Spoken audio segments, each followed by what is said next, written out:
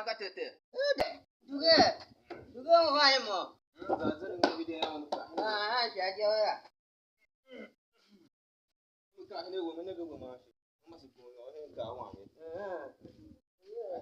Ma da du. No na ba. Ere me ya da go hore jo ni mo da shi o kwase ya ga.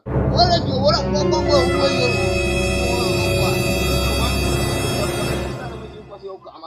Duga na ga mona ha kwa le. Duga na ga ya mo ya ma shi yo fana ha. Sona ka ita na. Ni jama na kondo ma ka bo ko to. Ya shi na ga. Era nyo shi ya ga. Ko ko mo yaro na tsaka. Na mo mi yara tsaka ne ya. Mbe ko chicha gba ko to. Wono ma na wono mo huwa mai ya wono to wono a da ke kwa mo na. Ya buwa wono ya. Da ko da wara na mun zira kuwa ya ga ce. Ban bana na ga ya wono a da ke.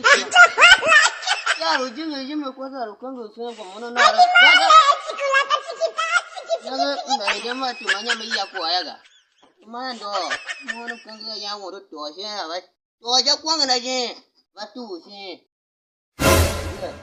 Ya la mi den yo no ki ya de ya kan ga ya ba. Wa we ga ti ko che ta na windo feto ni kwasi gala. Duga dege de moro.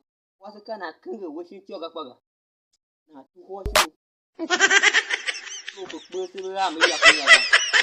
Ko da kan ga mo shi ciyo kunu na pere yi ko mo na mo wa pa. Ka yi wa pa na hara doga. Hara doga ho wa.